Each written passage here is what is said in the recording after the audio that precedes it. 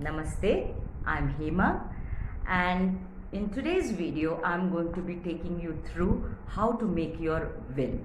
Okay, you may ask why this topic suddenly, Hema.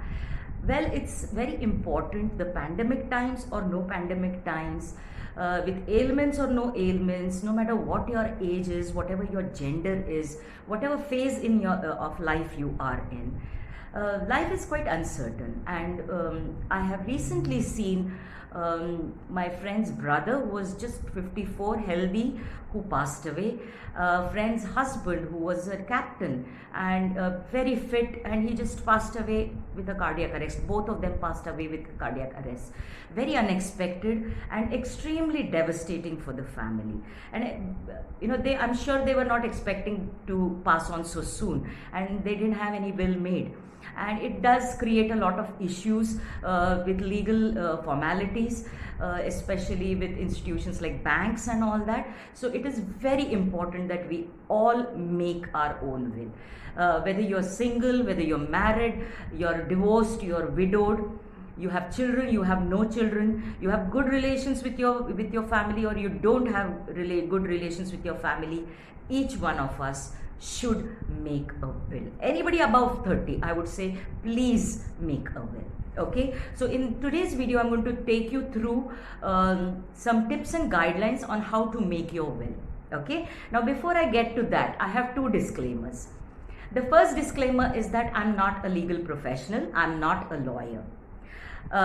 Whatever I'm going to be sharing with you today came up in my extensive research that I was doing to make my own will.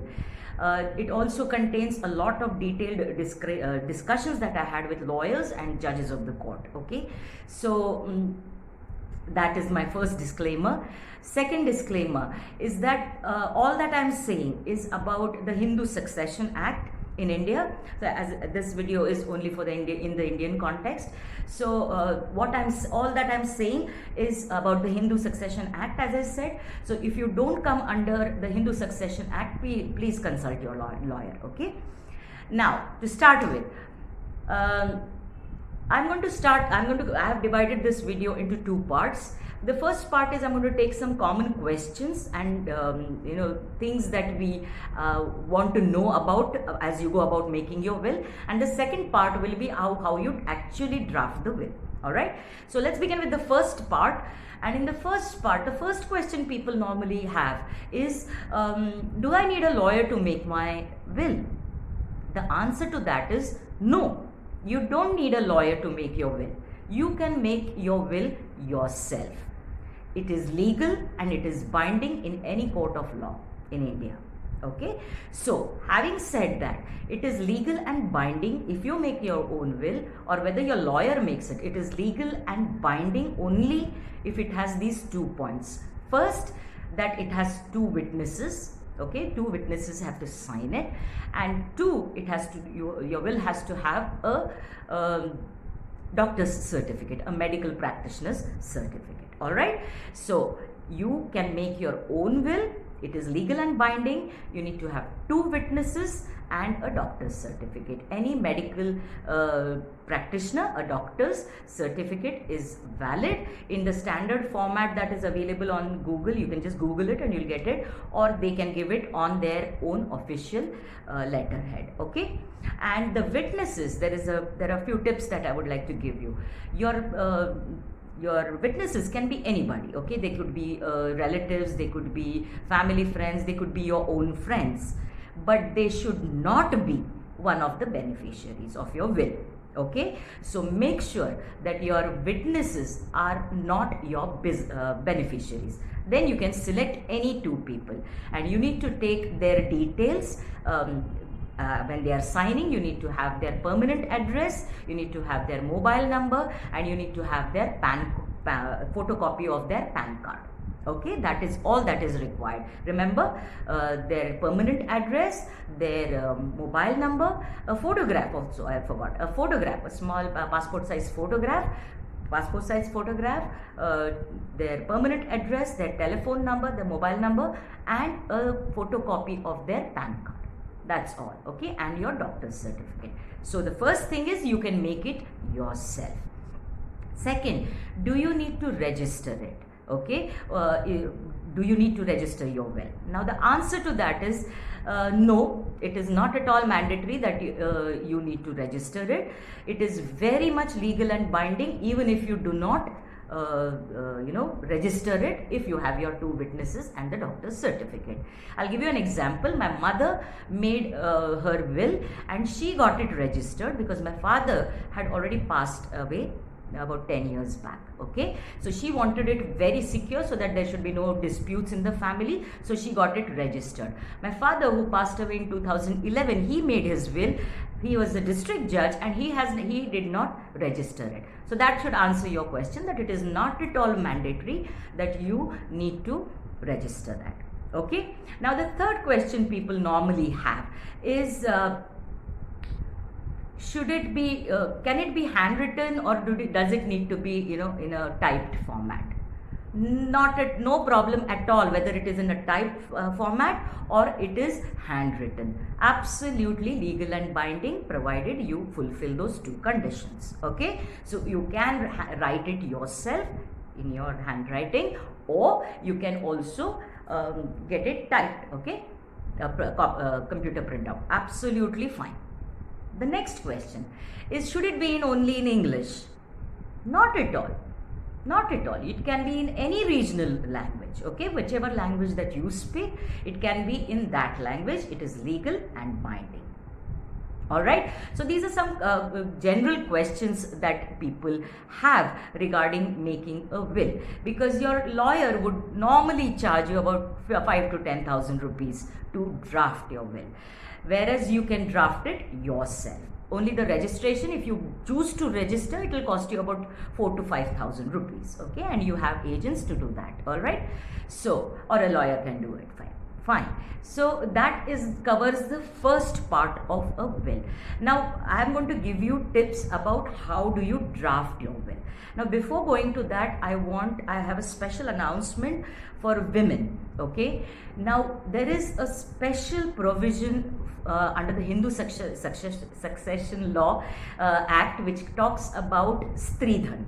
Okay, so that concerns only women. So I will handle that point after I finish the drafting of the will. Okay, so ladies, please hang on till there. Okay, so now coming to the actual drafting of the will. Now this again is in 2 categories. Okay, so when you are writing your will, when you're making your will, when you're drafting your will, make sure it is in 2 categories: movables and immovables. Okay, so immovable assets and movable assets. All right, so let's start with the movable assets first, because there is more in you need to go into detail. Now remember, a will is only about what you own or what you have earned yourself. Okay, so because if there is something that has come to you through inheritance, then there is a separate clause for that. Okay, so you cannot pass it down to your own family conveniently. All right, so that is a different aspect. Now what I'm talking about is what you have acquired yourself. So it is self-acquired and you're now making a will to pass it on to your beneficiaries. All right, so the first, let's take, as I said, the immovable, because the movable, because it has a lot of lot more things come into that. First and foremost is your bank accounts. Okay, so now bank accounts, you need to work on this on 2 levels. For example, if you have a bank account in say 3 banks, all the 3 accounts need to be listed. That's the first thing. No matter how many bank accounts you have, you need to list all of that, and each one will have a beneficiary. Okay, now for example, if you have 2 accounts and you decided to have 2 different beneficiaries for those 2 accounts. So in your will, when you're drafting your will, you need to make sure that you mention, say, HDFC Bank, so and so branch, I have this account number, so and so. Okay, this whatever is in this account should go to XYZ. All right. And my second bank account, in say Canara Bank account, so and so branch, so and so number should go to ABC. Okay, so no matter how many, or if you're giving to the same person, yet you need to mention it every time. So you mention one account number, you mention the beneficiary. If the beneficiary is the same, still you have to repeat it. Okay, because all the three account numbers have to be very clearly mentioned. And as I said, it works on a second part, is you need to make these people who the beneficiary as your nominee to the account, give it in writing to your banks.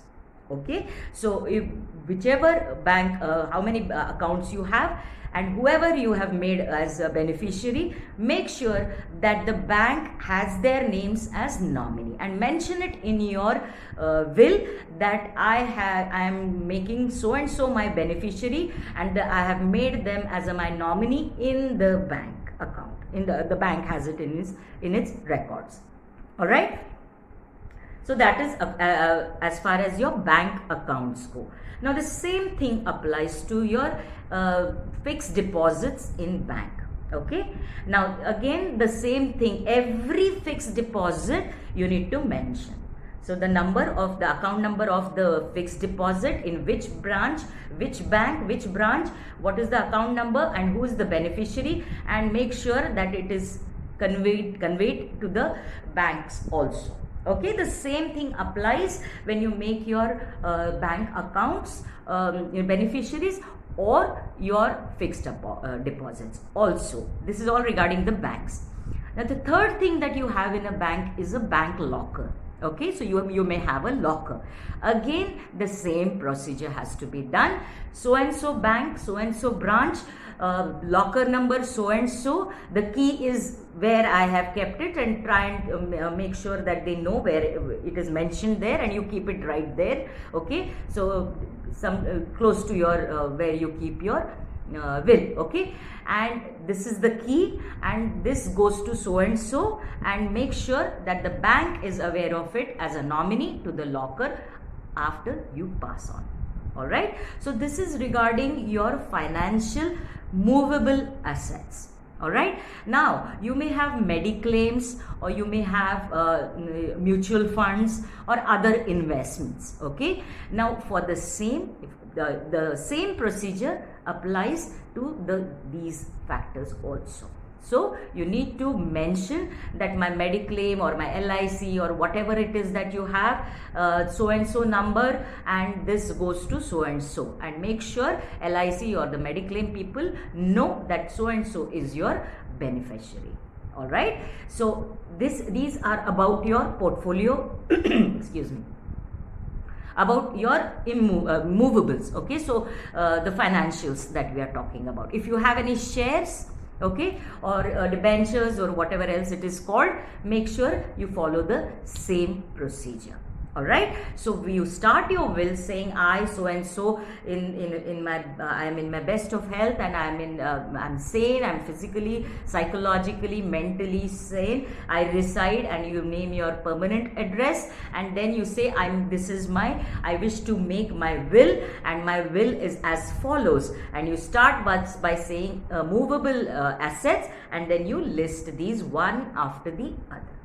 All right, and these are whoever, again, now if it is self acquired, okay, all this is only applicable if it is all self acquired. If it is yours, if it is inherited, or it's in a family thing, where you have inherited through them, then it again needs to be seen whether you are the exclusive, you have the exclusive right to pass it on. Check with the lawyer in that case. But if you have made all this money is all yours, you are free to do this way. Okay, now comes the interesting and more complex part about the immovables. Now this is concerning the properties, the estates, your homes, your businesses, your offices. Okay, now here too it is very important that you list whatever properties, businesses that you own, and you need to list them exactly like you listed your your movables, okay, your finances. So for example, you have a flat, okay, or you have a home, so you need to mention that my home, whatever is your permanent address, in which society or in which complex it is, okay, the address of that, and mention that this entire thing, if you're giving it to only one beneficiary, you mention that it goes to so and so after I pass on. And again, make sure that in the society records you have entered that beneficiary as your nominee. Okay, so now the second part comes when if you're giving it to more people. Okay, for example, you may be you may have a wife that and children. Okay, so you may want to leave it to your wife and children. Now my advice here, I am as I said, I'm not a lawyer, but I would advise you to leave it only for your spouse, for them to make a will after they pass on, to leave it to the children.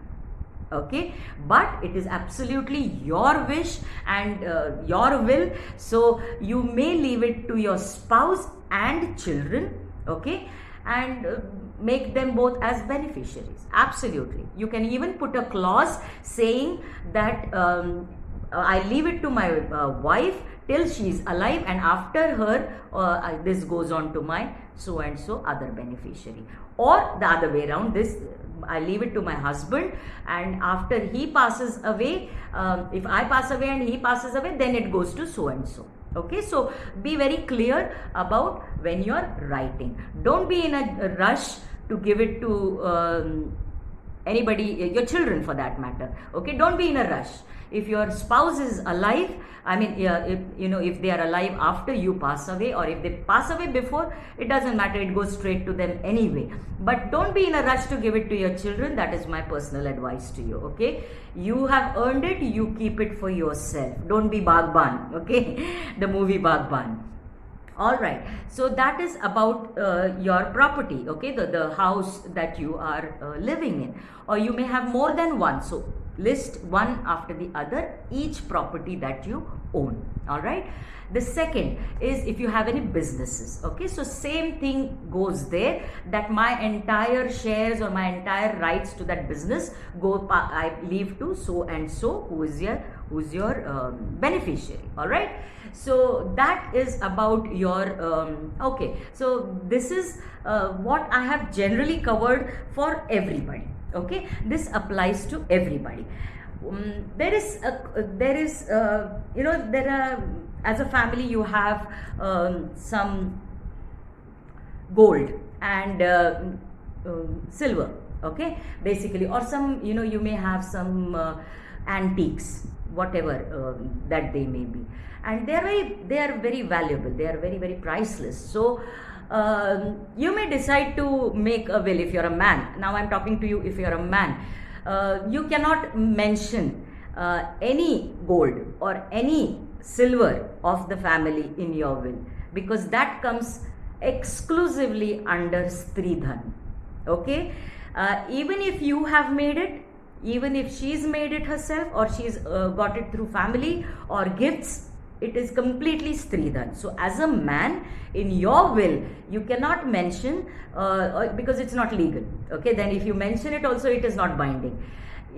The silver and the gold is exclusively for the woman of the family. Okay, your spouse who owns it, even if you have bought it for her. Okay, so now comes the Stridhan concept, which I want every woman watching this video to be very, very aware of. As I mentioned, your husband, your father, your brother cannot make will about your gold, your silver, because even if it is family silver, it is your silver according to Stridhan under Hindu Succession Act of India. Remember that. Okay, now here, what all comes under the silver and gold is any and every piece of jewelry that you may have made for yourself, your husband, your father, your brother, your son may have made for you. You may have received it from anybody else. No matter what, it is your Stridhan. Understand that. Okay? And same goes for the silver. If it is even traditional family passed on silver, husband has made it, father has made it, brother has made it, son has made it, you yourself have made it, or you have been gifted, it is still yours. Okay? It comes under Stridhan of Hindu Succession Act. Understand that. Okay? So now this, every woman has to have her own will, because she has to make sure that this Stridhan goes into right hands, whoever is her beneficiary. Understand that. So whether you are a homemaker or you are a professional or you are retired, you are a widow, you are single, it does not matter. Every woman must make her own will.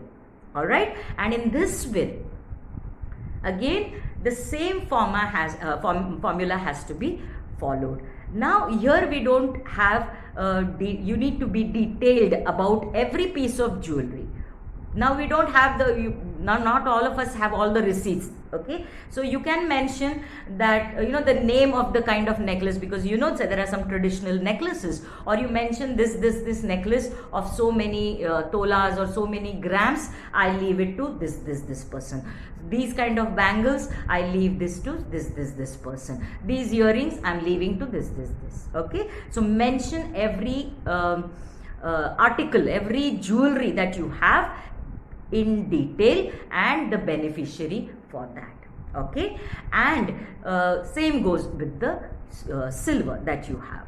Okay, so that is what Stridhan, and that Stridhan is not only what your husband has bought for you, you have made, as I mentioned, it is yours.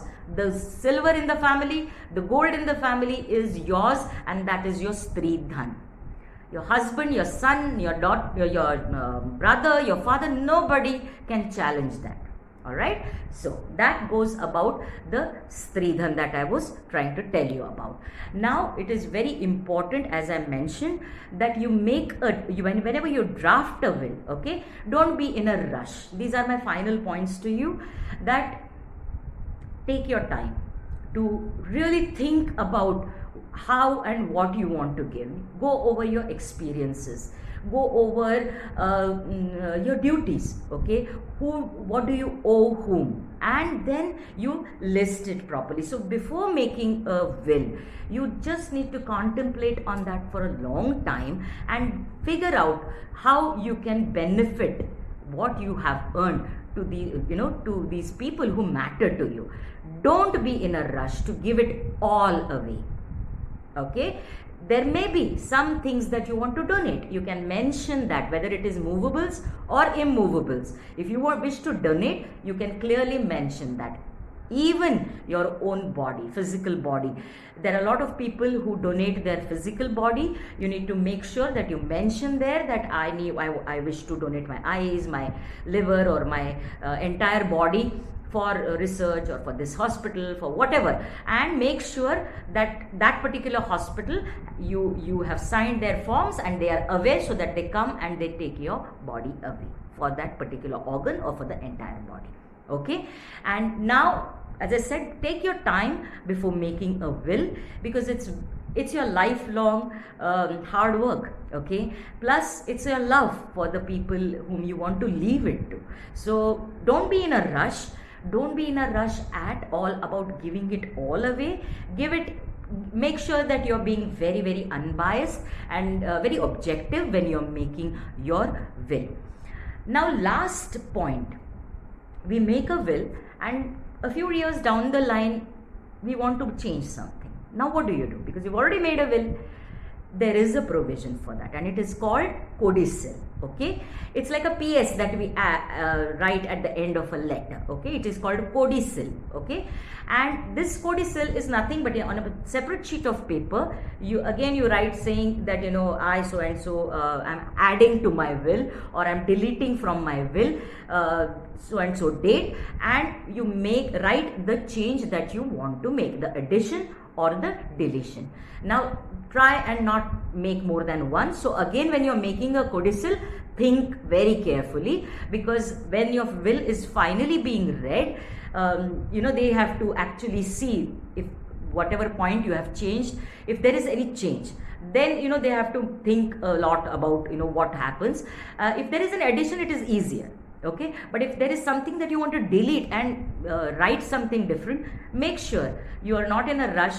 One final will is always better. Okay, but you have the provision of adding one sheet of paper which is called a codicil, again with 2 witnesses and doctor's certificate on that. Okay, so I hope this brings some clarity to you about making your own will, and I urge you all to please make your own will as soon as possible. Okay, you will feel so much more relieved. Ask me, when I made my will, I slept like a baby that night, because it's important, because you have inherited a lot of things, like I have been blessed with a lot of things, and I want them to go into the right hands. So I really took my time, researched thoroughly to make this my own will, and I urge you all to please make your own will for your own peace of mind, and to ensure that your hard-earned assets go in the right hands. Okay, and there is no dispute after you pass on.